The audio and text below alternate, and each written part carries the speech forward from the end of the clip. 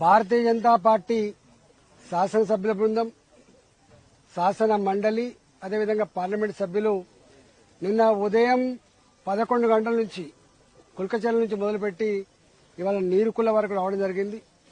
ఎక్కడికి పోయినా, అది రంగారెడ్డి జిల్లా అయినా, మెదక్ జిల్లా అయినా, గజ్వెల్ అయినా, లేదా ఇవాళ వరంగల్ జిల్లా అయినా 45 రోజులుగా 50 రోజులుగా భార్యా పిల్లలతో ఇక్కడే ఉంటున్నాం సారు.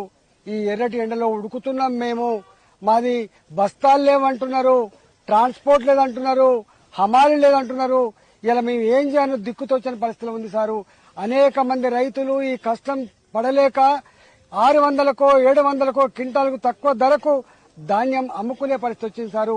మేము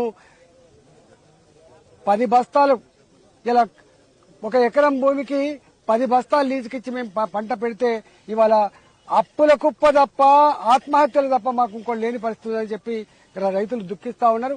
నేను ఒకటే ఈ ప్రభుత్వాన్ని హెచ్చరిస్తా ఉన్నా, బుకాయించును బంద్ చేసుకొని ఇలా మంత్రులు నిన్న నుంచి ఇవాళ వరకు మేము తిరుగుతా ఉంటే మా మీద మంత్రులు, ఎమ్మెల్యేలు ప్రెస్ల మీద ప్రెస్లు పెడుతున్నారు. నేను ఒకటే అడుగుతా ఉన్నా, బిడ్డ ప్రెస్ మీట్లు పెట్టడం కాదు నా కొడుక, మీరొచ్చి కల్లాలలో రైతులు పరామర్శ చేయండి. మీ ఎమ్మెల్యేలు కల్లాలు తిరిగి రైతుల పరామర్శ చేసి మాట్లాడాలి తప్ప మీరు అక్కడనే కూర్చొని మాట్లాడితే ప్రజాక్షేత్రంలో తప్పకుండా ఇవాళ రైతులంతా కూడా గమనిస్తా ఉన్నారు. భారతీయ జనతా పార్టీ ఎమ్మెల్యేలుగా, ఎంపీలుగా మేము ఏం చెప్తున్నాం, ఇవాళ మీరు అక్కడ కూర్చొని ఏం చెప్తున్నారో వింటా ఉన్నారు. ఇవాళ వాళ్లే నిజమైన న్యాయ నిర్ణేతలు కాబట్టి ప్రజాక్షేత్రంలో రారా వాళ్ళు బిడ్డ తప్పకుండా వానికి ఓడగొట్టడానికి 10 ఏళ్లు పట్టింది, కానీ వీళ్ళకు ఓడగొట్టడానికి ఎంతో దూరం లేదని చెప్పి వాళ్ళు మాట్లాడుతున్న తీరు చూస్తా ఉంటే ఇలా సిగ్గుతో తలదించుకోవాల్సినటువంటి ప్రభుత్వం, మంత్రులు ఇలా ఎదురుదాడి చేస్తా ఉన్నారు. మేము ఒకటే డిమాండ్ చేస్తున్నాం, ఇవాళ రైతులే సుతులు తెచ్చుకుంటున్నారు, రైతులే ఇవాళ ట్రాన్స్పోర్ట్ ఇస్తున్నారు, రైతులే ఇవాళ హమాలి పైసలు ఇస్తున్నారు, రైతులే ఇవాళ 40 కిలోల బస్తకు 4 కిలోలు కట్ చేస్తా ఉంటే పడిస్తా ఉన్నారు. ఇంత భరించినప్పటికి కూడా మీరు ఇంత దుఃఖాన్ని చవి చూసిన రైతుల యొక్క దుఃఖం వృధా పోదని చెప్పి హెచ్చరిస్తా ఉన్నా. ఇప్పటికైనా బుద్ధి తెచ్చుకొని మీరు తక్షణమే వర్షాలు పడకముందే ఈ 1 వీక్ లోపలనే మొత్తం పంటంతా కూడా మీరు ఎక్కడకు జమ చేస్తారో జమ చేయండి తప్ప మీరు కనుక సతాయించే ప్రయత్నం చేస్తే మీ ప్రభుత్వాన్ని పాతాళం తొక్కుతారని చెప్పి హెచ్చరిస్తా ఉన్నా. ఇలా మంత్రి గారి స్టేట్మెంట్ చూసినా కేంద్ర ప్రభుత్వం వడ్లు కొంటలేదు అని చెప్పి, బియ్యం కొనదని చెప్పి శుద్ధ తప్పిది. నేను కూడా ఆ శాఖకు మంత్రిగా పనిచేసిన.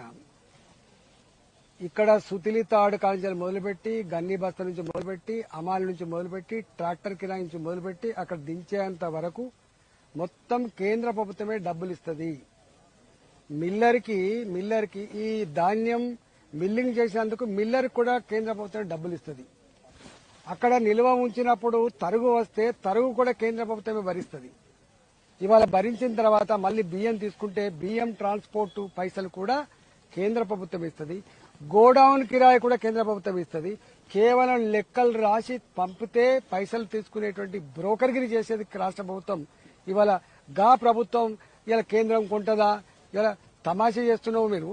అసలు పంట వేసే ముందే, నాట్లు వేసేటప్పుడే తెలంగాణలో 1.5 ఎకరాల, 1 ఎకరాల, 70 లక్షల ఎకరాల నాట్లు వేసిండ్రు. మాకు 1,41,00,000 పంట వస్తుందని చెప్పి నువ్వు ఇండికేట్ చేసి మరి నా సంగతి ఏందని చెప్పి నువ్వు అడిగితే వాళ్ళు కొంటారు. కానీ ఇలా మాకు 50 లక్షల మెట్రిక్ టన్నులే కొన్నారు, 60 లక్షల మెట్రిక్ టన్నులు కొన్నారు. బాబు జాగిర నువ్వు చెప్పాలి కదా. నువ్వు చెప్పకుండా ఎట్లా చేస్తావు? బాధ్యత లేదు. ఒక్క మాటలో చెప్పాలంటే నిమ్మకు నేను ఎత్తినట్టుగా ఉన్నారు వీళ్ళు. భూముల పైరవిలు, డబ్బులు సంపాదించుకుంటూ డబ్బు సంచులు ఢిల్లీకి పంపుడు, వాటి మీద ఉన్న ధ్యాస ఇవాళ కోట్ల మంది రైతుల పక్షం లేదని అర్థమవుతుంది. కాబట్టి తెలంగాణ రైతులారా, వాళ్ళు మాట్లాడే మాటలు, మేము తిరిగి మాట్లాడుతున్న మాటలు మీరు బేరీజీ వేసుకోండి. ఎవరు దుర్మార్గులో, ఎవరు మోసకారులో, ఎవరు మాట తప్పే వాళ్ళు అర్థం చేసుకోమని చెప్పి కోరుతున్నా.